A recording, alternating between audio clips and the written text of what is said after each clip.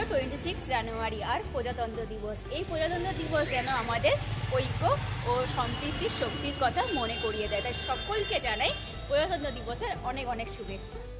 Hello my beautiful people, welcome to my channel Moses.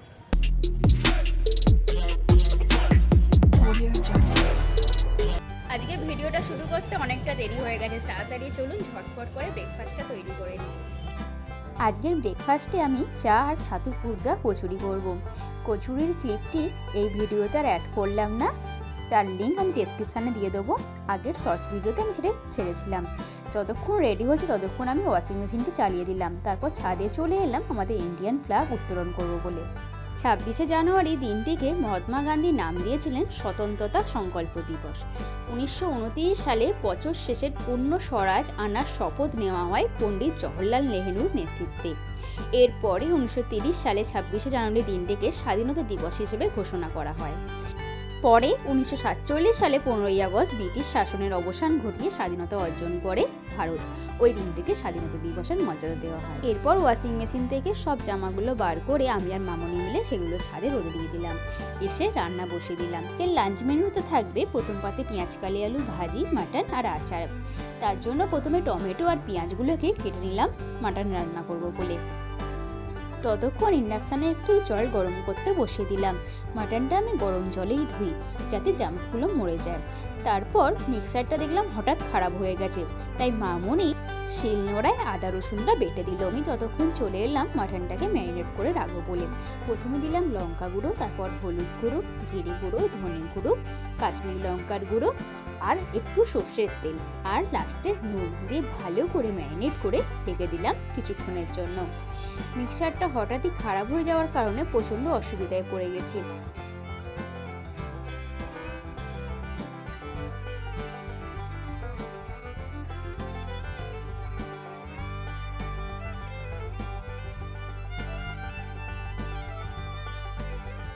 এরপর কড়া বসিয়ে তেল গরম করতে বসিয়ে দিলাম। সর্ষের তেল দিয়ে তার মধ্যে আস্তে আস্তে পেঁপে, আলু, ক্যাপসিকাম আর একটু পেঁয়াজ কালি ভাজার জন্য দিয়ে দিলাম। আমি যেভাবে মটন রান্না করব সেভাবে যে কোনো হোস্টেলে থাকা ছেলেরা বা মেয়েরা বা নতুন যাদের বিয়ে হয়েছে তারা খুব সহজ পদ্ধতিতেই এটি রান্না করে দিতে পারবেন। উপরে দিয়ে দিলাম হলুদ, তারপর আলুটাকে ভালো করে ভাজা ভাজা করে নেব। কিছুক্ষণ ভাজার পর যখন লাল লাল হয়ে ভাজা হয়ে যাবে আস্তে আস্তে ধার বেয়ে সেগুলিকে তুলে নেব।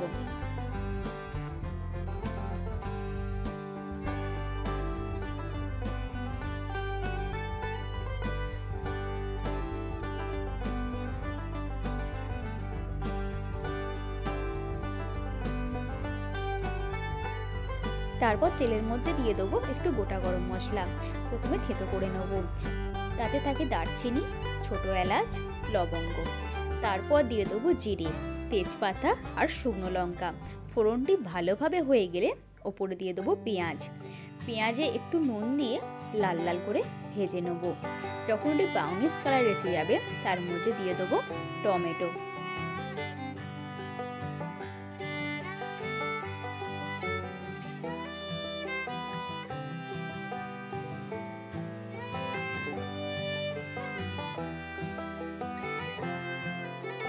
তারপর ভালোভাবে কষা হয়ে গেলে আদা রসুনের পেস্টটি দিয়ে দেবো। উপর থেকে দিয়ে দেবো ধনে গুঁড়ো, জিরে গুঁড়ো, শুকনো লঙ্কার গুঁড়ো, হলুদ গুঁড়ো, একটু গরম মশলা দিয়ে আবার ভালো করে কষবো। তারপর মটনটিকে দিয়ে দেবো তার মধ্যে। আর আমার সব রান্নায় চিনি না দিলে মনটা যেন খুঁতখুত করে, তাই একটু চিনি দিয়ে দিলাম। ভালো করে অনেকক্ষণ ধরে কষার পর যখন মাংস থেকে তেল ছেড়ে আসবে একটু গরম জল তার মধ্যে দিয়ে দেবো। তারপর সেটি প্রেসারে ঢেলে দেবো।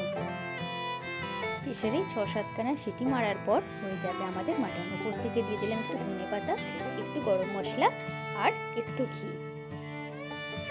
আজকে আর পেঁয়াজ কালি আলু ভাজির ক্লিপটি নিতে পারিনি, মামুনি সেটা করে ফেলেছে, কারণ আমি তখন একটু মিক্সচারটাকে সারানোর চেষ্টা করছিলাম।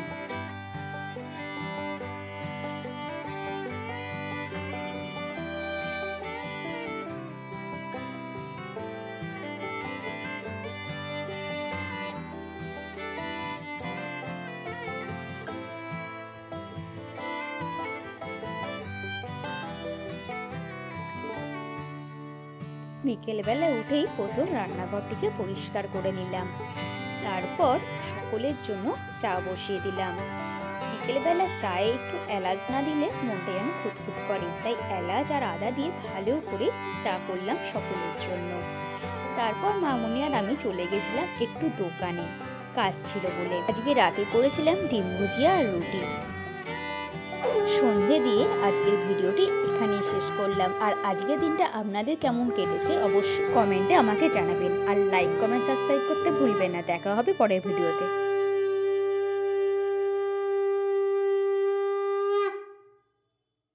যারা আমার চ্যানেলে নতুন তারা অবশ্যই লাইক কমেন্ট অ্যান্ড সাবস্ক্রাইব করে বেল আইকনটি ক্লিক করে দেবেন, যাতে প্রথম নোটিফিকেশানটা আপনাদের কাছে চলে যায়।